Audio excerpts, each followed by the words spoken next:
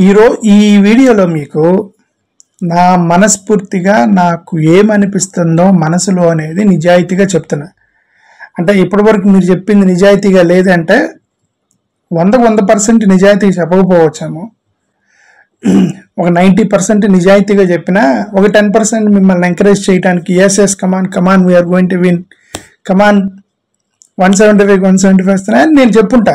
Okay, అక్కడక్కడ చెప్పుంటా మేము encourage చేయడానికి నా ఆడియన్స్ని, జగన్ గారిని గెలిపించడానికి. బట్ ఇది అలా ఎలాంటి డిస్గేస్ లేకుండా మనస్ఫూర్తిగా ఈ వీడియోలో మనస్ఫూర్తిగా చెప్పబోతున్నా. నాకు అనిపించింది యాజ్ ఇట్ ఈస్కి చెప్తున్నా మీకు. కాన్ఫిడెన్స్ లేని ఒక సీనియర్ నాయకుడు, భయంతో బతుకుతున్న ఒక యువ నాయకుడు, వీళ్ళిద్దరు బలహీనతల్ని ఎన్కాష్ చేసుకుంటున్నటువంటి ఒక పెద్ద పార్టీ, నేషనల్ పార్టీ ఈరోజు పొత్తులకు దారి తీయడానికి ప్రధాన కారణం ఇదే.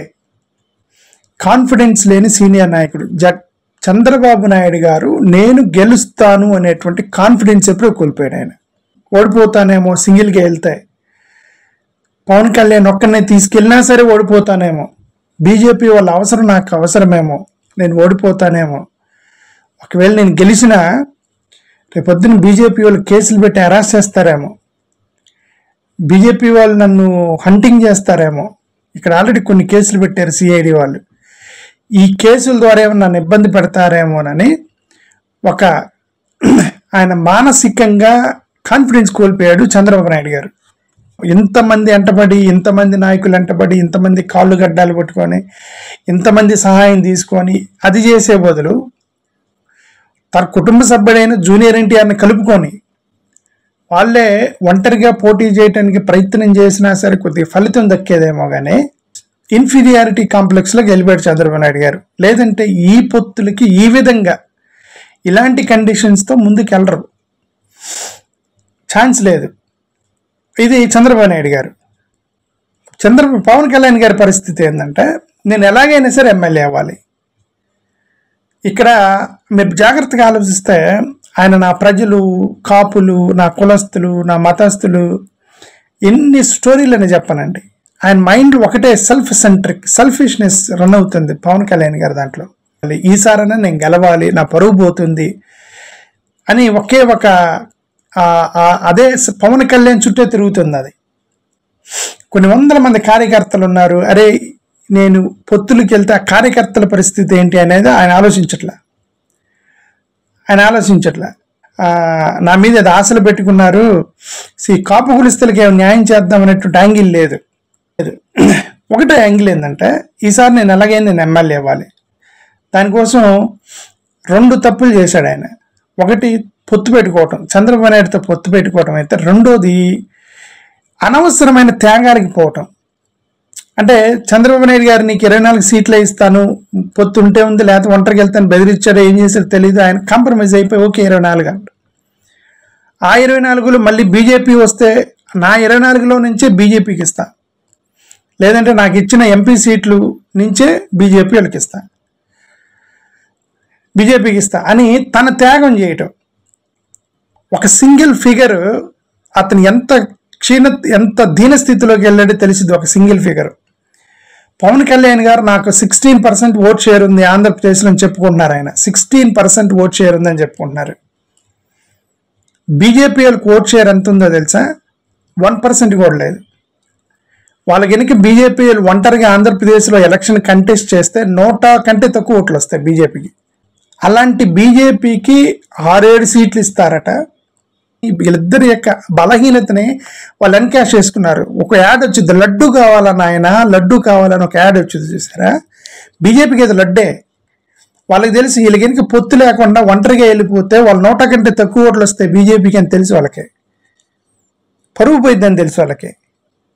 కానీ ఇక్కడ పవన్ కళ్యాణ్ గారు ఎలాగైనా సరే నేను ఎమ్మెల్యే అవ్వాలి, నేను ఓడిపోకూడదు అని చెప్పి ఒకే ఉద్దేశంతో 3 పార్టీలు గెలుపుదాం అని ఇతను కేవలం అవసరమైతే నా సీట్లన్నీ ఇచ్చేస్తాను, రైట్, నా ఎమ్మెల్యే సీట్లను ఇచ్చేస్తాను, నా ఎంపీ సీట్లను 16% ఓట్ షేర్ ఉంది అని బహిరంగంగా చెప్పగలిగే పవన్ కళ్యాణ్ గారు 3 ఎంపీ సీట్లు తీసుకొని 1% కూడా ఓట్ షేర్ లేని వాళ్ళకి నీకంటే ఎక్కువ ఎంపీ సీట్లు ఇచ్చారంటే దాని ఎంత దీనస్థితికి దారిపోయి దాన్ని త్యాగం అనుకుంటున్నాడా, లేకపోతే దాన్ని త్యాగం అనుకుంటున్నాడా, వ్యూహం అనుకుంటున్నాడా మనకైతే తెలియదు. కనిపించేది ఏంటంటే అదొక చేతగానితనం అని ప్రజలకు అర్థమవుతుంది. అది నీకు 16% ఓట్ షేర్ ఉందని ఆయనే చెప్తున్నాడు. ఉందో లేదో పక్కన పడేయండి, నాకు 16% షేర్ ఉందని చెప్పుకుంటున్నాడు ఆయన.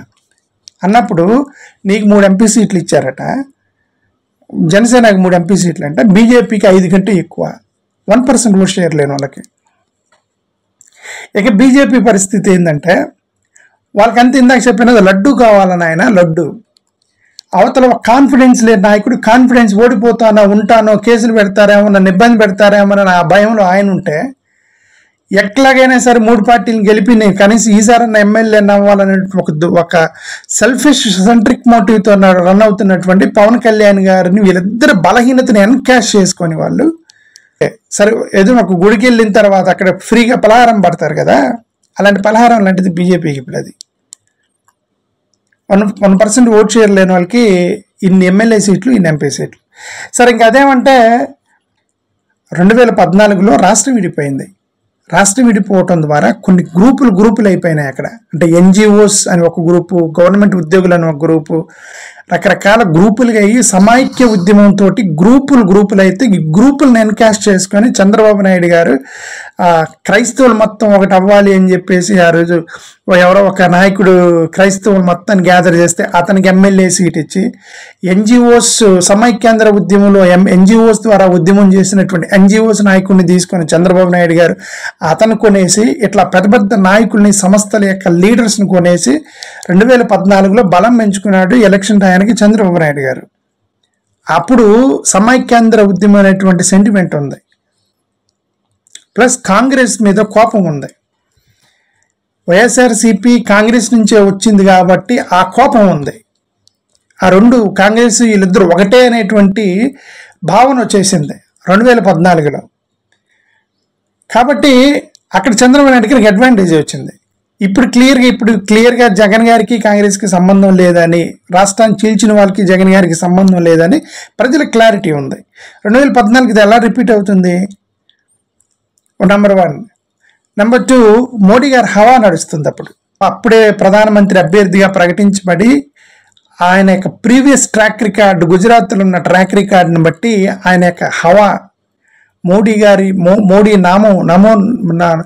నమో భజన జరుగుతుంది. అప్పుడు అది ఒక ఉప్పెన్లాగా వేవ్లాగా వచ్చింది. అప్పుడు అది 2014లో అదైంది. అది ఇప్పుడు ఎట్లా రిపీట్ అవుతుంది? ఆఫ్టర్ 10 years ఆఫ్ అడ్మినిస్ట్రేషన్, ఇప్పుడు 10 years అయింది ఆయన పరిపాలించి. అప్పుడున్న వేవ్ ఉంది అని చెప్పి వీళ్ళు మీడియా ఛానల్లో చేసుకోవటమే. Weak opposition Congress is weak opposition. అదే జరగడానికి బీజేపీకి అంతేం లేదు, చాలా వ్యతిరేకత ఉంది బీజేపీ మీద, దేశం మొత్తం మీద. ముఖ్యంగా సౌత్ ఇండియాలో అన్ని రాష్ట్రాలు కోల్పోయింది, అన్ని రాష్ట్రాల్లో స్మాష్ అయిపోయింది బీజేపీ సౌత్ ఇండియాలో. రైట్, ఇంకేడంది హవా 2014 హవా ఇప్పుడు మొత్తం స్మాష్ అవుతున్నాయి అన్ని రాష్ట్రాల్లో, బీజేపీ స్మాష్ అవుతుంది సౌత్ ఇండియాలో. అప్పుడున్న పరిస్థితి వేరు, ఇప్పుడున్న పరిస్థితి వేరు. ఇక మూడోది, పవన్ కళ్యాణ్ అప్పుడు పార్టీ పెట్టకుండా పార్టీ పెడతానని బహిరంగ సభ పెట్టి మొత్తం వాళ్ళ కాపుస్తుల్ని, కాపు కులస్తుల్ని మొత్తాన్ని గ్యాదర్ చేసి సినిమా స్టార్ హీరో, సినిమా అభిమానులు మొత్తాన్ని గ్యాదర్ చేసి గుంపగుత్తగా చంద్రబాబు నాయుడు గారికి కట్టబెట్టాడు ఆయన.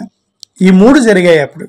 సమైక్యాంధ్ర ఉద్యమం ద్వారా ఉద్యమం చేసినటువంటి నాయకుల్ని చంద్రబాబు నాయుడు గారు కొనేయటం, 2 మోడీ గారు హవా, 3 పవన్ కళ్యాణ్ రాజకీయాల్లో పార్టీ పెట్టకుండా మద్దతు ఇవ్వటం. ఈ 3 ద్వారా 2014లో జరిసింది. ఇప్పుడు 3 కూడా యాంటీ. కాబట్టి 2014లో రిపీట్ అవుతుంది కాదు, 2014లో జరిగిన దానికి ఇప్పుడు జరిగేదానికి అసలు సంబంధమే లేదు. ఈ ముగ్గురు వాళ్ళ యొక్క స్వార్థ ప్రయోజనాలకి కలుస్తున్నారు. ఒకే వ్యక్తి నిజాయితీగా నిలబడింది ఒకే ఒక వ్యక్తి, జగన్మోహన్ రెడ్డి గారు. నేను ఎందుకు ఈ మాట అన్నానంటే, నేను జగన్ గారిని పొగట్టడానికి అనలే. నేను ఇందాక వీడియో స్టార్టింగ్లో నేను చెప్పి నేను ఈ మాట మనస్ఫూర్తిగా చెప్పబోతున్నాను. ఈ మాట అని నేను మనస్ఫూర్తిగా చెబుతున్నా. ఇది జగన్ గారికి నేను సెల్యూట్ చేస్తున్నా ఈ పర్టికులర్ సిచ్యువేషన్లో. ఎందుకంటే బీజేపీతో పొత్తు పెట్టుకోవడానికి ఫస్ట్ అవకాశం వచ్చింది జగన్ గారికే. జగన్ గారికి కనుక ఓకే నేను పొత్తు పెట్టుకోవడానికి రెడీగా ఉన్నాను, నేను మీకు కోఆపరేట్ చేస్తాను అని జగన్ గారు ముందుకెళ్తే ఫస్ట్ వాళ్ళ ప్రయారిటీ ఇచ్చేది జగన్ గారికే. మోడీ గారు బీజేపీతో పొత్తు పెట్టుకోవడానికి లేదు, మీరు పొత్తు పెట్టుకుంటూ ఓడిపోతారు, మేము తిరగబడతామని ప్రజలేమో పెద్దగా జగన్ గారికి వ్యతిరేకంగా వెళ్ళింది ఏం లేదు. ఆయన ఓటర్లు పెద్ద తిరుగుబాటు ఏం లేదు ప్రజల్లో. ఎందుకంటే గత అన్ని బిల్లులకి మోడీ గారు పెట్టిన ప్రతి బిల్లుకి వీళ్ళు మద్దతు ఇస్తూనే వచ్చారు. ప్రజల్లో అంత పెద్ద తిరుగుబాటు ఏం లేదు. పోనీ అక్కడ ఉన్నటువంటి మైనారిటీ నాయకులు కానీ ఎస్సీ నాయకులు కానీ జగన్ గారిని ఇదిగో మీరు బీజేపీతో పొత్తు పెట్టుకుంటే మేము ఒప్పుకోమని అడిగేంత దమ్మున్నవాడు కూడా ఎవరు లేడు.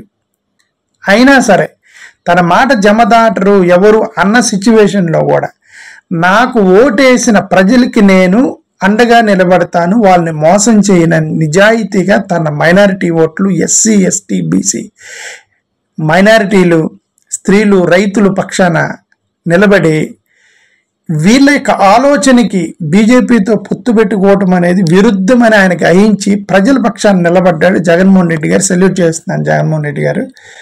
మీరు బీజేపీతో పొత్తు పెట్టుకుంటారంటే ఇక్కడ అడ్డుపడే మగవాడు ఎవరు లేడు మాకు తెలుసు. అయినా సరే మీరు వెళ్ళాల, మీకు ఆ ఛాన్స్ ఉన్నా సరే మీరు వెళ్ళలేదు. ఎందుకు వెళ్ళలేదంటే ప్రజల కోసం నిలబడదామని అనుకున్నాడు. ఎందుకంటే నాకు ఓటేసింది మైనారిటీలు, నాకు ఓటేసింది ఎస్సీ ఎస్టీ బీసీలు, నాకు ఓటేసింది రైతులు, నాకు ఓటేసింది మహిళలు, నాకు ఓటేసింది రైట్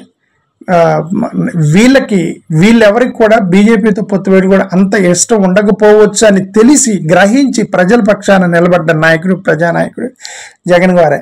ఇది ఆయనకి డ్యామేజ్ చేసిద్దని తెలిసి కూడా ఆ నిర్ణయం తీసుకుంటే వాళ్ళు టీడీపీతో కలిసిపోతే జగన్ గారికి మళ్ళీ యాంటీ గ్రూప్ అవుతారని తెలిసి కూడా ప్రజానాయకుడిగా ప్రజలే నాయక సర్వస్వం అని చెప్పి ప్రజల పక్షాన్ని నిలబడ్డ నాయకుడు జగన్మోహన్ రెడ్డి గారే. ఎస్సీ ఎస్టీ బీసీ క్రిస్టియన్ ముస్లిం మైనారిటీస్ నుంచి రైతుల పక్షాన్ని నుంచి గ్రామీణ ప్రాంతాల్లో పుట్టి పెరిగినటువంటి మాలాంటి వాళ్ళ తరపు నుంచి విలేజ్ల్లో జీవిస్తున్న మాలాంటి వాళ్ళు వీళ్ళందరి తరపు నుంచి మా కోసం బీజేపీతో పొత్తు పెట్టుకునే అవకాశాన్ని ఉన్నా సరే మీరు తీసుకోకుండా ప్రజల పక్షాన మీరు నిలబడి ఆ పొత్తుకి వెళ్ళలేదు కాబట్టి సింహం సింగిల్కి వెళ్తా అన్నారు కాబట్టి ఈ ప్రజలందరూ జగన్ గారికి తోడుగా ఉండే 100% 2024లో జగన్ గారిని భారీ మెజారిటీతో గెలిపించబోతున్నారు. వీళ్ళందరిని ఓడగొట్టబోతున్నారు. ఇది పక్కా నేను చెప్తున్నాను. ఇది థ్యాంక్ యూ.